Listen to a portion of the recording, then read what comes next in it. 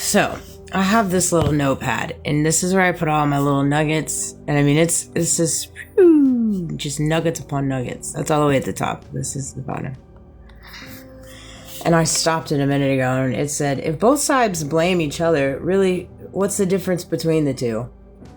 That's a fair enough question. That's a fair enough question. I think it's a good question. If both sides blame each other, what is the difference between the two of them? Inquiring minds would like to know. Inquiring minds would like to know. Let me know when you land on that answer. God used them, and now he's using me. Golly, I know that's the truth. Sheesh. Sheesh. Oh my goodness. I had this conversation with God earlier today. After I picked up on something, I was like, oh goodness. Good gracious. Good gracious. I wanted to piggyback on my last video, because golly, I know everything I say just gets turned around. I know everybody works hard for their money. In some ways, I say I know everybody. Not everybody does, though. Not everybody does, truthfully. Honestly. Not with dignity. Not with dignity. And how people choose to make a living, again, that is between them. I try not to cross that bridge, because it's just, I don't even want to, it's just not for me to worry about. I just give it all to God. God figures that stuff out. I just can't, it's just things that I pick up on in reference to just industries and, in the working world that I've picked up on in the last, since 2015, that just so often enough in industries, it's just, I find that the main goal in an industry is to supersede all the competitors and to create profit. That makes sense. That makes legitimate sense. My question is, though, when do you draw the line in reference to what you're willing to do to be the best in the industry or beat your competitors and gain whatever profit you're looking for when it's at the cost of others, when it's at the demise of others, okay?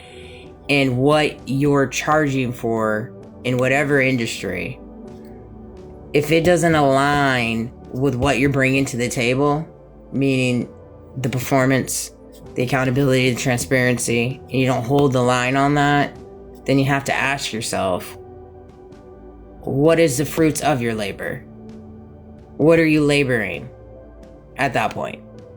And so that's all I say, and I only say that because I hold myself to that same standard. Anytime I go to a job, I'm going to give you 150%. I'm not going to milk it. I'm not going to do any of that, I'm going to meet it, and I'm going to treat you with respect, and I just, so often enough, I see there's just straightness, there's just skewedness, and it bothers me. And it's in all industries, it drives me nuts to see what the insurance industry has done to the great American public in reference to what they charge people for the homeowners insurance, to what they put homeowners through just to get, rightfully so, what they pay monthly for if there is a claim, not to mention the amount of corruption and deception within the industry itself. And you even see that plain as day in reference to the fraud in reference to life insurance and life insurance policies and everything in reference to that. If you go back to all these passings and these open cold cases, I mean, even Charlie Kirk, I think that I would imagine there was an interesting life insurance plan rolled into it. I'd imagine there always is. And somehow, some way, I know without a doubt there's some kind of entanglement there with my family. But anyways, And so it's one of those things. It's like we have now landed in a world where it's so deep, where you have to question insurance policies and look at that angle of it in reference to a passing to see if there is actually foul play involved in reference to the passing, because this is how crazy people will go for greed, for money. And that's all, and it's literally just paper. It's paper. We are talking about paper. You've got paper in one hand and lives in the other. And it's like you see that now in this whole war thing. And everybody the rich are getting rich and the poor are getting poorer all over this war. People are losing their lives in all different ways. And it's no shirt, no skin off their back. No skin off their back. They're not too worried about it. They're going to tell you every reason why this whole thing makes sense. And it makes not one bit of sense. Nothing they're saying right now makes sense. Absolutely nothing. It actually, I'm to the point now where if I hear something and it comes from any type of outlet in reference to that, I think the opposite. I think the utter opposite at this point. And my intuition tells me immediately when I hear certain things, I'm like, okay, this is what really is happening, you know? And I mean, another thing that I pick up too in reference to the politicians and all these speakers and all, it's like, the way I look at it, if people are not standing up to Trump right now in the reference that they are, and unfortunately, they're explicit and they are compromised and they got some dirt in their back. They got some skeletons in their closet. They do. And you're going to see certain people come out and they're going to talk about this, they're going to talk about that, they're going to talk about the economy, they're going to talk about gas prices, they're going to talk about this, and then 6 months down the road it's going to be a little different. And it's all part of an illusion. It's all part of reality. For so to rise up, the other ones to rise down, and then they're going to rise down, the other ones are going to rise up, and it's like, I mean, it's literally just a beanbag that they're throwing between each other. All right, it's your turn. Go. All right, you hit the talking points, you hit the keywords. All right, cool. They did. Now I'm going to throw the beanbag back. All right, cool. I got it now. I mean, this is literally all they're doing. It's literally all they're doing.